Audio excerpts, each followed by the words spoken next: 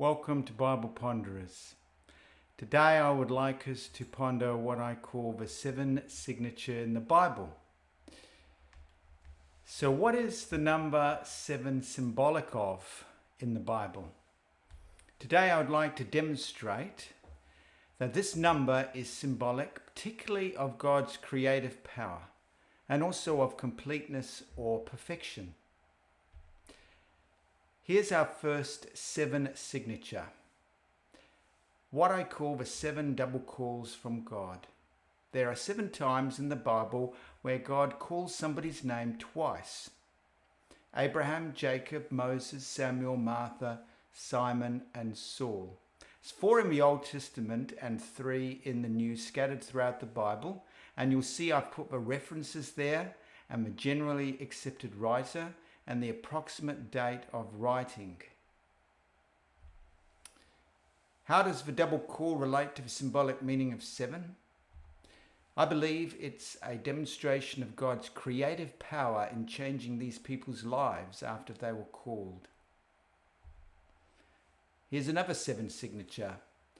7 infertile Jewish women who gave birth after God intervened.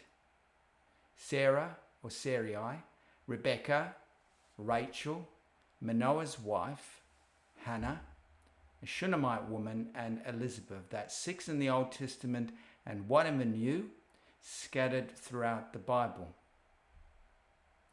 And the healing of infertility illustrates God's creative power. There is a story you can also read about infertility in Genesis chapter 20, but it's a different situation and they're non-Jewish women involved. Another 7 signature is the 7 sanctuaries or temples of God. The heavenly, the 10th sanctuary from the time of Moses, Solomon's temple, the temple that was made after the return from Babylonian exile, and symbolically Jesus' body, individual Christians, and the church. That's 7, and there are references to these 7 different temples or sanctuaries scattered throughout the Bible. The sanctuary was where God presented his plan to recreate human lives. So these 7 signatures, what might be the implications? Are they just a lucky coincidence, or are they evidence that the Bible is guided by a supernatural hand?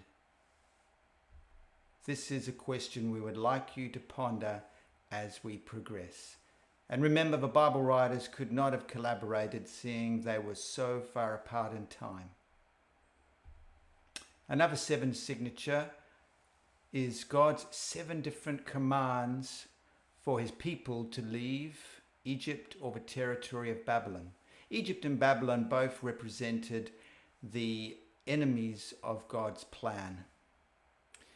There was God's call of Abram from Ur, Jacob from Padan Aram, Moses and his people with a famous exodus from Egypt, and then 2 calls of the Jewish people out of the territory of Babylon, one under the leadership of Zerubbabel and another under the leadership of Ezra. And then Joseph with the child Jesus from Egypt in the New Testament, and God's people from end-time Babylon in the book of Revelation. 7 calls scattered through the Bible in different places. And these calls are symbolic of God's invitation to connect with his plan to recreate the earth. Another 7 signature, God's fire coming from heaven. We have Sodom and Gomorrah, David's altar at Ornan's threshing floor, Solomon's altar, Mount Carmel with Elijah, and 2 other cases with Elijah and Azariah's soldiers, and then at Pentecost. 7 scattered throughout the Bible. And God's fire coming down from heaven is something that demonstrates his sovereignty as the creator and lawgiver. Leviticus and Numbers mention some other cases of God's fire, but it comes from the tent sanctuary rather than from heaven. And in Revelation 13, it talks about a counterfeit fire coming from heaven, but this fire was not from God. Another 7 signature, the 7 resurrections mentioned in the Bible in answer to prayer or Jesus' words. There's 2 in the Old Testament and 5 in the New, scattered throughout the Bible. These resurrections are a demonstration of God's creative power. There are some other resurrections mentioned in the Bible, which you can read about on this slide, but they are different. Another 7 signature, 7 male children named before they were born. 5 in the Old Testament, 2 in the New, scattered throughout the Bible. How does the naming of these children relate to the symbolic meaning of 7? It demonstrates God's creative role as the giver of life and his control over his plan to return the earth to its original completeness and perfection. There is one daughter who was given her name by God before she was born, mentioned in the Bible. Another 7 signature, 7 earthquakes associated with miracles. 1 at the giving of the law at Mount Sinai, 1 during a war with the Philistines, 1 when Elijah was at Mount Sinai, 1 at Jesus' death and 1 at his resurrection, another when the disciples were praying, and another when Paul and Silas were in prison. So that's 3 in the Old Testament and 4 in the New, scattered throughout the Bible. And these earthquakes demonstrate God's creative power.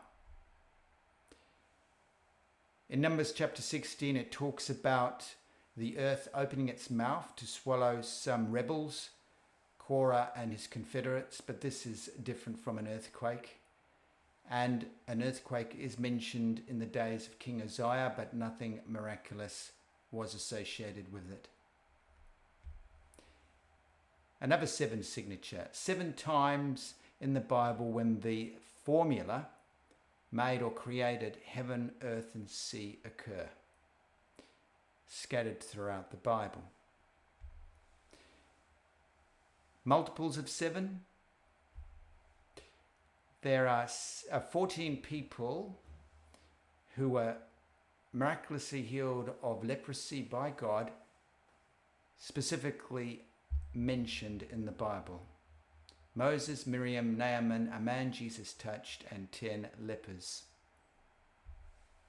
There are some other incidental mentions of leprosy being healed, but not specific stories or persons.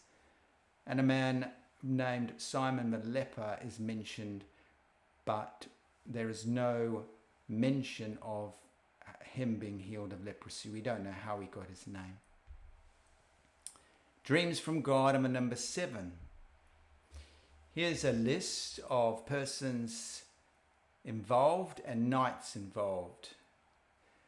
Notice the totals, 14 and 21. Now, true, in the case of the wise men, we're not sure if it was 1 or more, but nevertheless, it is very interesting how these numbers turn out. What might be the implications of these 7 signatures? We invite you to continue pondering. 7 in the 4 gospel accounts. So scattered through Matthew, Mark, Luke, and John, there are 7 sayings of Jesus on the cross. There are also 7 Sabbath miracles of Jesus. There are also 7 specific blind men healed by Jesus.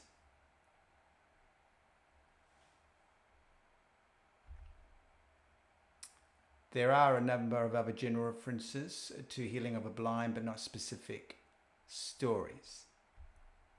And then finally, the 7 I am the statements of Jesus in John's Gospel. These ones are really worth pondering. Jesus said, I am the bread of life. I am the light of the world. I am the door. I am the good shepherd. I am the resurrection and the life. I am the way, the truth, and the life. I am the true vine. So we'd like to invite you to ponder the 7 signature in the Bible and to consider, perhaps, could you do this with another famous book and get such groups of 7? We'd like to invite you to take one of these 7 I am statements of Jesus and apply it to your own life, and I'm sure you will find it life-changing. We look forward to spending time with you next time, pondering the wonders of the Bible.